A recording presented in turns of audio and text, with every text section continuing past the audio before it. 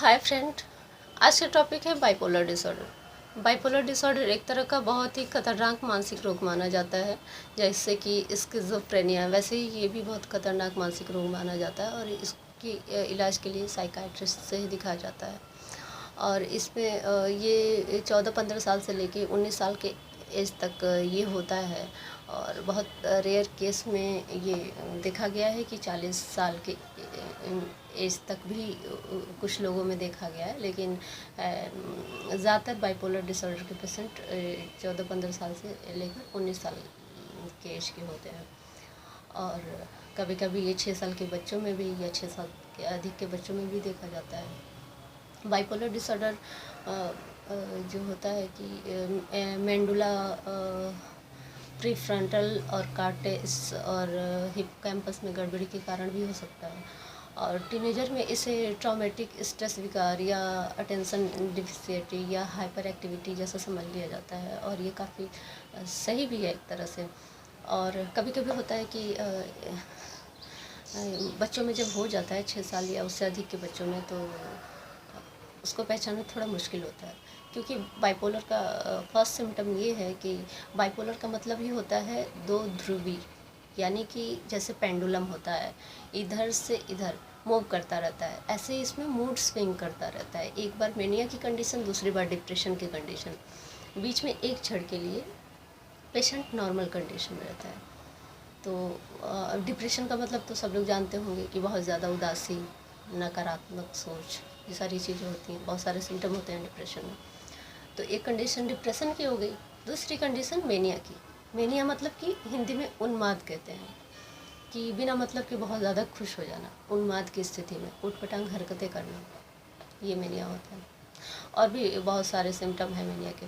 तो इसमें बाइपोलर में यही होता है कि मतलब एक बार उन्माद की स्थिति, दूसरी बार अवसाद की स्थिति यानी डिप्रेशन की स्थिति, बीच में एक क्षण के लिए नॉर्मल, इसको बाइपोलर डिसऑर्डर कहते हैं। तो अब ये अगर 6 साल के बच्चे या उससे अधिक के बच्चे में हो गया, तो मान लीजिए बड़ा होकर इंसान चाहे जैसा बन जाए, बचपन में तो हर कोई एक्टिव रहता है, खुश रहता है, चंचल रहता है। तो फिर उनमें बच्चों में ये मेनिया की कंडीशन को पहचानना मुश्किल हो जाता है कि ये इनका बचपना है कि फिर उन्माद है।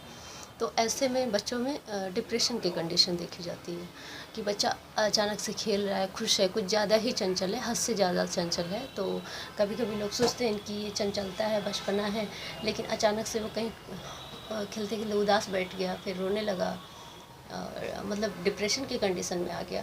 तो और ये एक तरह से सर्किल की तरह चल रहा है, बार बार ये चीज़ें हो रही हैं, तो हो सकता है कि उसको बाइपोलर डिसऑर्डर हो। और अगर बचपन में बच्चों में ये सारी चीज़ें देखी जा रही हैं, बाइपोलर के सिम्टम देखे जा रहे हैं, तो उनको साइकाइट्रिस्ट से चेक कराना चाहिए। और इसका रीज़न जेनेटिक है और एनवायरमेंटल है और चाइल्ड एब्यूज़ है। तो ज़्यादातर बच्चों में अगर होता है तो वो जेनेटिक ही होता है। और जेनेटिक यानी कि आपके फैमिली में, ख़ानदान में किसी को है, मम्मी पापा, दादा दादी या नाना नानी, या फिर किसी भी ब्लड रिलेशन वालों में है, तो उनमें से आ सकता है लोगों में। तो ये जेनेटिक हो गया। एनवायरमेंटल में हो गया कि जैसे कि आपके माहौल का असर। और ज़्यादातर ये होता है, जैसे कि चाइल्ड एब्यूज़, ज़्यादातर ये होता है कि बचपन में अगर किसी के साथ मिसबिहेव हुआ है, खासकर सेक्सुअली मिसबिहेव, या फिर नॉन सेक्सुअली यूज़ हुआ है किसी का, जैसे कि शारीरिक शोषण या फिर यौन शोषण, तो फिर वो अगर बचपन में इस तरह का हुआ है, तो वो बड़ा होते होते किशोरावस्था तक जाते जाते वो बाइपोलर का पेशेंट हो जाता है। मतलब ज़्यादातर केसों में ऐसा होता है। तो चाइल्ड एब्यूज़ भी एक मुख्य कारण होता है बाइपोलर डिसऑर्डर का। और इसमें मेंटुला प्रीफ्रंटल और कार्टेक्स हिप्पोकैम्पस में गड़बड़ी के कारण ये होता है। फिर इसमें अगर सीटी स्कैन होता है तो इसमें ब्रेन वेंट्रिकल्स जहाँ होता है वहाँ पे सेरेब्रोस्पाइनल द्रव्य एकत्रित होना लगता है, जिसकी वजह से MIR जब होता है तो उसमें बड़ा सा ब्राइट स्पॉट दिखता है। तो उससे पता चल जाता है कि बाइपोलर डिसऑर्डर का पेशेंट है। जैसे कुछ लोग होता है ना कि ड्रामा भी करते हैं, तो ऐसा नहीं है। जब ये MRI में दिख जाता है कि वो बाइपोलर का पेशेंट है या फिर ऐसे ड्रामा कर रहा है। और बाइपोलर डिसऑर्डर के जो रोगी होते हैं उनके दिमाग की जो कोशिकाएं होती हैं, रसायन स्राव करने वाली कोशिकाएं होती हैं, वो 30% ज़्यादा हो जाती हैं सामान्य लोगों की तुलना में। और कैल्शियम, कार्टिसोल्स, जो एड्रिनल ग्रंथि द्वारा स्रावित स्ट्रेस हार्मोन्स होता है उसमें भी अधिकता हो जाती है। और दिमाग के सेल्स रिसेप्टर में भी असमानता दिखाई देती है। तो ये सारे बायोमेट्रिक फैक्टर काज होते हैं बाइपोलर के। और उसके बाद इसमें अगर बच्चों में है तो वो तो मतलब मेनिया और डिप्रेशन की कंडीशन दिखती है। और किशोरावस्था में एक सिम्टम और जुड़ जाता है कि सेक्सुअली मिसबिहेव करने की, पब्लिकली सेक्सुअली मिसबिहेव। अगर कोई मेल है तो फीमेल के साथ, फीमेल है तो मेल के साथ, मतलब कि एकदम सार्वजनिक तौर पे, मतलब पब्लिकली कुछ ऐसी छेड़खानी जो मर्यादा से बाहर की चीज़ें होती हैं, सेक्सुअली मिसबिहेव, इसका जो बाइपोलर डिसऑर्डर का पेशेंट होता है वो करता है। तो और फिर होता है कि वो उसके ऊर्जा स्तर में बहुत वृद्धि हो गई होती है, जैसे नॉर्मल से ज़्यादा। और वो ज़्यादा खाता नहीं है, लेकिन उसकी ऊर्जा स्तर में कोई कमी नहीं आता है। नींद उसकी बहुत कम हो जाती है। बहुत रेयर केस में बाइपोलर का पेशेंट ज़्यादा सोता है, वरना ज़्यादातर जो पेशेंट होते हैं बाइपोलर के उनको नींद नहीं आती, लेकिन उसके बाद भी वो फ्रेश रहते हैं। जैसे होता है ना सामान्यतः कि लोगों की जितनी नींद है, सामान्यतः लोग 7 से 8 घंटे सोते हैं, कुछ लोग 10 घंटे भी सोते हैं, कुछ लोग 4 से 5 घंटे सोते हैं। मैं तो 4 से 5 घंटे ही सोती हूँ, लेकिन जिसकी जितनी नींद है वो उतनी नींद लेने के बाद बिल्कुल फ्रेश महसूस करता है। और अगर वो कम सोए तो फिर थोड़ी थकान रहती है, लेकिन बाइपोलर का पेशेंट है वो ना भी सोए तो भी फ्रेशनेस महसूस करता है। वैसे सामान्य तौर पे 6 से 7 घंटे की नींद अच्छी मानी जाती है। तो जो बाइपोलर का पेशेंट है वो ज़्यादातर केस में यही होता है कि वो सोता नहीं है, या तो 1 से 2 घंटे या आधे घंटे सो के भी वो एकदम फ्रेश रहेगा, जैसे कि उसकी पूरी नींद हो चुकी है। और फिर वो खाना ना भी खाए तो उसकी एनर्जी लेवल में, ऊर्जा स्तर में कोई कमी नहीं आती, वैसे ही फ्रेश रहता है जैसे कि इंसान खाने के बाद रहता है। होता है ना कि अक्सर हम कई टाइम खाना ना खाएं तो थोड़ी थकान सी हो जाती है, और मतलब हम ज़्यादा एक्टिव नहीं रह पाते हैं। लेकिन बाइपोलर का पेशेंट ऐसा नहीं होता है, वो ना खाने पीने के बावजूद, ना सोने के बावजूद भी एक्टिव रहता है, बल्कि हाइपर एक्टिव रहता है। ये सिम्टम होता है। उसके बाद साइकोलॉजी की लैंग्वेज में एक वर्ड होता है रेसिंग स्पीच एंड थॉट। इसका मतलब ये होता है कि बहुत ही स्पीडली बातचीत करना, जैसे कि बड़बड़ बड़बड़ बोल दिया, सामने वाला समझे ना समझे, इससे मतलब नहीं होता बाइपोलर डिसऑर्डर के पेशेंट को। बस वो स्पीड में बोल दिया, और वो सोचता भी ऐसे ही है। उसकी निर्णय क्षमता जो होती है वो एकदम ख़राब हो जाती है। जैसे कि बेवकूफ़ से बेवकूफ़ इंसान भी उसके निर्णय को समझ सकता है कि ये सही नहीं है। मतलब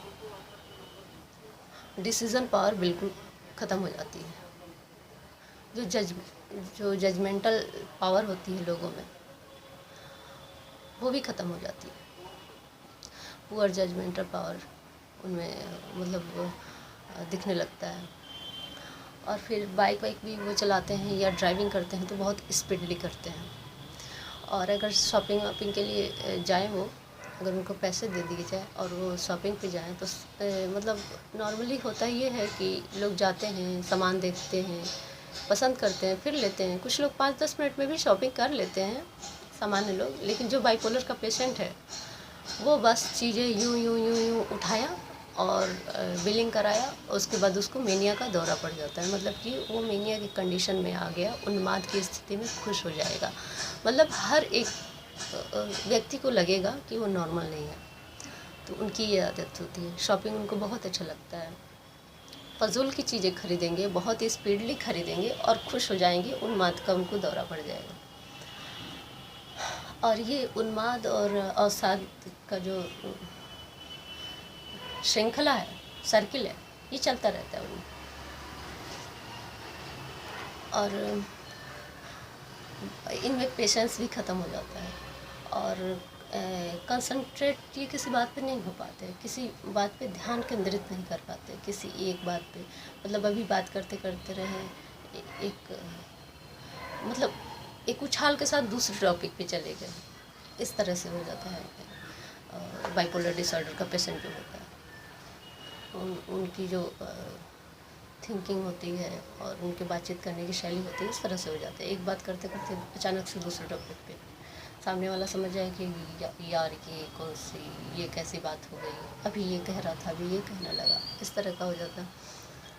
और फिर ये बहुत एंजाइटी में भी रहते हैं जब इनको डिप्रेशन होता है। और जब मेनिया कंडीशन में आते हैं, उटपटांग हरकत किए होते हैं, उन पर थोड़ा सा इनको शर्मिंदा ये लोग होते हैं एक क्षण के लिए जब नॉर्मल रहते हैं, फिर उस चीज़ को सोच के ये लोग बहुत डिप्रेशन में आ जाते हैं, फिर मैनिया की कंडीशन में आते हैं, उन्माद की स्थिति में।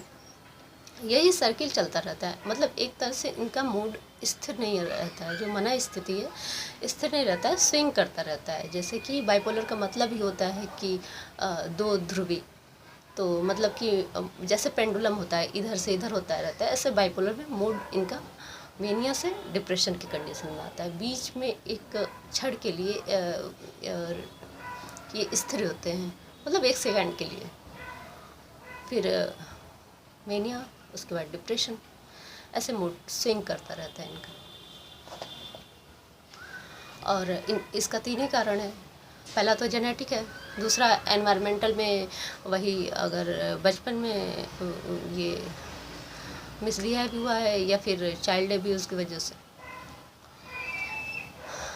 और इसमें जो बायोमेट्रिक चेंजेज हो जाती है तो बाइपोलर का पेशेंट बन जाता है, चाहे वो उसके कारण से हो, जेनेटिक कारण से हो, चाहे एनवायरमेंटल इफेक्ट की वजह से, बहुत ज़्यादा स्ट्रेस की वजह से ये चीज़ें, हार्मोन्स चेंज होने लगते हैं, तो इस वजह से बाइपोलर का पेशेंट हो जाता है व्यक्ति।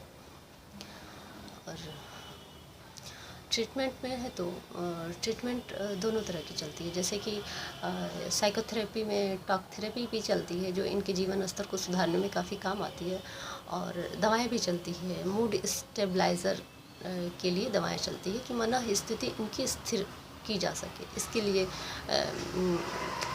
दवाएं चलती हैं। और कभी कभी ये होता है कि प्रेगनेंसी के दौरान औरतों में, या फिर आफ्टर चाइल्ड बर्थ, मतलब कि डिलीवरी होने के बाद, बच्चा होने के बाद औरतों में कभी कभी ये बाइपोलर के सिम्टम दिख जाते हैं। लेकिन उस कंडीशन में कुछ दिन दवाएं चलती हैं तो वो औरत नॉर्मल हो जाती है। ये हमेशा के लिए नहीं होता है। जैसे बाइपोलर डिसऑर्डर तो लाइफ लॉन्ग मेंटल इलनेस माना जाता है, कि मतलब आजीवन चलने वाला मनोरोग माना जाता है, और इसकी आजीवन दवाएं भी चलती है, लाइफ लॉन्ग ट्रीटमेंट भी चलता है। और जब तक दवाएं चलती हैं इसके सिम्टम कंट्रोल में रहते हैं। लेकिन अगर ये प्रेगनेंसी के दौरान किसी औरत में हो रहा है कि उसमें उन्माद और अवसाद की स्थिति आ जा रही है, दौरे पड़ रहे हैं, या फिर आफ्टर चाइल्ड बर्थ, यानी कि डिलीवरी होने के बाद, बच्चा होने के तुरंत बाद बाइपोलर के सिम्टम आ जा रहे हैं कि वो उन्माद और अवसाद की स्थिति में जाने लग रही है, तो फिर उनको कुछ दिनों की दवा के बाद उसको सही किया जा सकता है। और जिनमें ये जेनेटिक कारण की वजह से या फिर चाइल्ड एब्यूज़ की वजह से ये चीज़ें हुई हैं, इनकी दवा इनमें जो ब्रेन्स में, जो मैंने बताया कि मेंडुला, प्रीफ्रंटल और कॉर्टेक्स, हिप्पोकैम्पस में गड़बड़ी हो गई रहती है, दिमाग के सेल्स रिसेप्टर में असमानता हो गई है, दिमाग की 30% कोशिकाएं सामान्य लोग की तुलना में अधिक हो गई हैं, जैसे हार्मोन स्राव करने वाली कोशिकाएं, और एड्रिनल ग्रंथि में जो स्ट्रेस हार्मोन्स की अधिकता हो गई है। तो इन सब वजहों से जो हुआ रहता है बाइपोलर, उसकी दवा तो आजीवन ही चलती है। लेकिन थोड़े टाइम के लिए अगर औरतों में प्रेगनेंसी के टाइम में या आफ्टर चाइल्ड बर्थ के टाइम में हो जाता है तो इसको दवाओं से सही किया जा सकता है। मतलब दवाएं इसकी भी लंबी चलती हैं, आजीवन नहीं चलती हैं, तो उनका बाइपोलर डिसऑर्डर ख़त्म किया जा सकता है। बाकी लोगों का बाइपोलर डिसऑर्डर आजीवन दवा चलती है, लाइफ लॉन्ग ट्रीटमेंट चलता है, जिसमें कंबाइंड ट्रीटमेंट होता है। मतलब कि उसमें साइकोथेरेपी, टॉक थेरेपी साइकोलॉजिस्ट द्वारा या साइकाइट्रिस्ट द्वारा, और ये मेडिकेशन दवाएं साइकाइट्रिस्ट द्वारा प्रोवाइड कराई जाती हैं, तो ये लाइफ लॉन्ग चलता है। बस यही होता है बाइपोलर डिसऑर्डर। और ये बाइपोलर डिसऑर्डर एक बहुत ही खतरनाक मानसिक रोग माना जाता है, जैसे कि स्किज़ोफ्रेनिया, वैसे बाइपोलर डिसऑर्डर। इसका इलाज साइकाइट्रिस्ट ही करते हैं। काउंसलिंग वगैरह साइकोलॉजिस्ट ले सकते हैं, लेकिन साइकाइट्रिस्ट ही, क्योंकि मेडिकेशन देना होता है इसमें, तो साइकाइट्रिस्ट ही करते हैं। और पिछला वीडियो मैंने बाइपोलर का डिलीट इसलिए कर दिया था क्योंकि यही जो after child birth bipolar disorder कुछ औरतों में दिख जाता है, ये बात मैंने उसमें इंक्लूड करना मैं भूल गई थी, तो इसलिए मैंने उसे डिलीट कर दिया। तो आज इस टॉपिक पे मैंने बना दिया। Okay, bye.